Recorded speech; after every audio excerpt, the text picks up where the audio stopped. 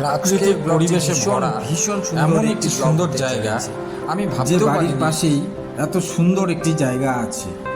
যাই হোক ফ্রেন্ডস, দেখতেই পাচ্ছেন কত সুন্দর পরিবেশ এবং কি সুন্দরভাবে এখানে দোকানগুলো রয়েছে সাজানো এবং বসার জায়গাও সেখানে রয়েছে।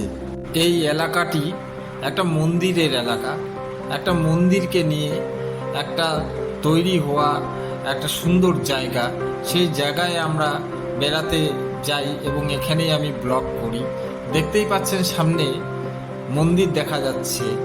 আপনারা হয়তো কেউ কেউ গেছেন, কেউ কেউ দেখেছেন। মন্দিরটি ভীষণ সুন্দর, কল্পনাও করা যায় না এত সুন্দর জায়গা, এত সুন্দর মন্দির, চারিদিকে গাছপালা, একটা অন্যরকম পরিবেশ, একটা অন্যরকম লুক, একটা অন্যরকম ভিউ, সব কিছুই এখানে দেখতে পাওয়া যাচ্ছে ফ্রেন্ডস। তবে ফ্রেন্ডস, এটা মন্দিরের সামনের দিকের ভিউ। এবারে চলুন পেছন দিকে। এটা বোদাগঞ্জ এলাকায় পড়ে, জলপাইগুড়ি শালবাড়ি এলাকায়। দেখুন জায়গাটা ভীষণ একটা সৌন্দর্য আছে, মাধুর্য আছে। পিছন দিকটা দেখতে পাচ্ছেন, এটা হচ্ছে একটা ফরেস্ট এলাকা। এর সামনের দিকটা রয়েছে মন্দির। এখানে শিবের একটা বিশাল বড় মূর্তিও রয়েছে। এলাকাটা ভীষণ সুন্দর এবং সামনে কিছুটা যদি আমরা এগিয়ে যাই তাহলেই আমরা পৌঁছে যাব তিস্তা ব্যারেজ। আপনারা নাম শুনেছেন তিস্তা ব্যারেজ, জলপাইগুড়ি। সেই তিস্তা নদীর উপর সেই তিস্তা ব্যারেজে আমরা পৌঁছে যাব। সেখানেও অনেকটা সুন্দর দেখতে লাগে। আমি গোটা এলাকাটা ঘুরে ঘুরে আপনাদের দেখাবো। এলাকাটা দেখুন, চতুর্দিকে শুধু ফরেস্ট আর ফরেস্ট। সামনে যে ঘরটি দেখতে পাচ্ছেন, এটা এখানকার গেস্ট হাউস, যেটা উত্তরবঙ্গ উন্নয়ন মন্ত্রী গৌতম দেব উদ্বোধন করে গেছিল।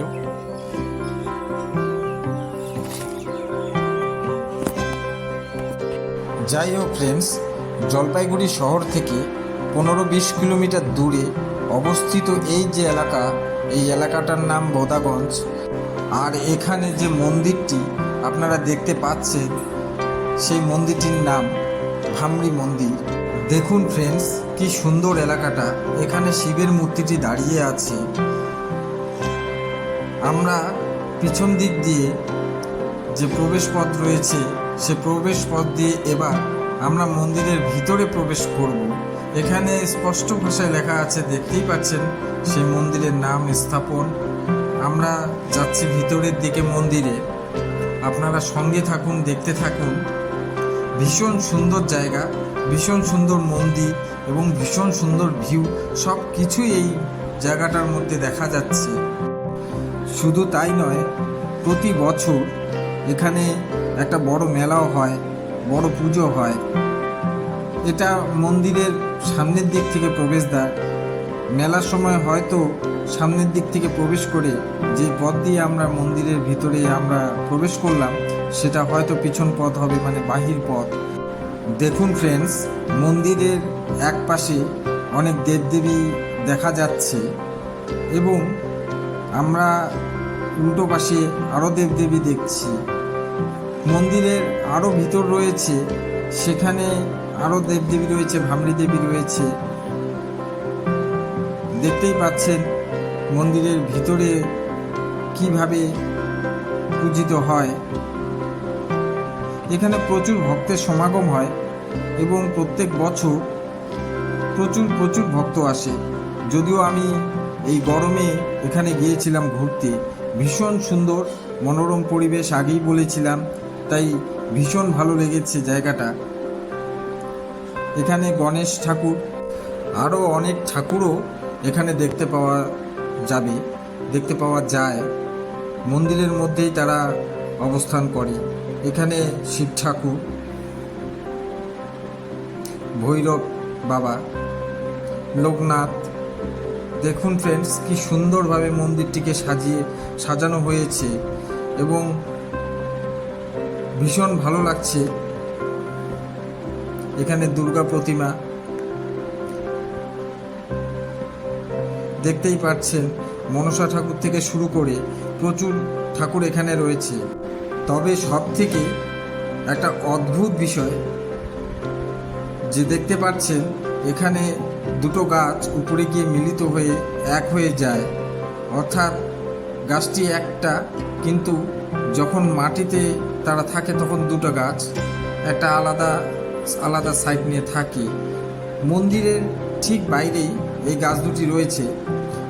গাছ দুটি বলা যাবে না একটি বলা যাবে, এটা ঠিক বলতে পারা যাবে না। ভীষণ ভালো লাগে। যে জায়গাটি দেখতে পাচ্ছেন এখানে যজ্ঞ করা হয়। এখানে ভক্তরা যখন আসেন তখন এখানে যজ্ঞ করেন। দেখতে পাচ্ছেন কি সুন্দর যজ্ঞবেদী এখানে তৈরি করা হয়েছে, খুব সুন্দরভাবে সাজানো হয়েছে। এই যজ্ঞবেদী পরেই আর একটি মন্দির, মা অন্নপূর্ণা মন্দির। দেখুন এই মন্দিরটিও অনেক সুন্দরভাবে তৈরি হয়েছে। শোনা যায় অনেক ভক্তরাই আছেন, তাদের মনোকামনা পূর্ণ হওয়ায় মন্দিরের সুন্দর কাজে এবং সুন্দর হওয়ার জন্য তারা অনেক দান দক্ষিণাও করে থাকে। দেখুন ফ্রেন্ডস, সামনের দিক থেকে যেটা প্রবেশদ্বার, আমি সেই পথ দিয়ে এখন আমি বের হয়ে যাচ্ছি। কত সুন্দরভাবে পরিকল্পিতভাবে এই জায়গাটিকে সাজিয়েছেন। এবং দেখুন এই প্রবেশদ্বারের যে পথটি, এই পথটিও খুব সুন্দর করেছে। উপর থেকে নিচে নামার বা নিচ থেকে উপরে ওঠার সিঁড়ি এখানে তৈরি করা হয়েছে। দূর থেকে ভীষণ সুন্দর লাগে দেখতে। আমি ধীরে ধীরে উপরের দিকে উঠে যাচ্ছি, অর্থাৎ আমি বাইরের দিকে বের হচ্ছি। আর বের হওয়ার সামনেই দেখুন, অর্থাৎ প্রবেশদ্বারের সম্মুখে বিভিন্ন পূজার দোকানগুলো, যেখান থেকে মালা, ফুল, বেলপাতা এ সমস্ত নিয়ে পুজো দিতে যায়। কি সুন্দরভাবে তারাও সাজিয়ে রেখেছে। জায়গাটা এমনি দেখতে সুন্দর, আর দোকানদাররা আরও সুন্দর করে রেখেছে। সামনে যে ছাতাগুলো দেখতে পাচ্ছেন, এটা চায়ের দোকান। যাই হোক ফ্রেন্ডস, শেষ করার সময় চলে এসেছে। ভিডিওটি কেমন লাগলো তা অবশ্যই কমেন্ট করে জানাবেন। ভালো লাগলে লাইক করবেন এবং সাবস্ক্রাইব করে আমার পাশে থাকবেন। আর শেষ পর্যন্ত দেখার জন্য আপনাদের অসংখ্য ধন্যবাদ জানাই।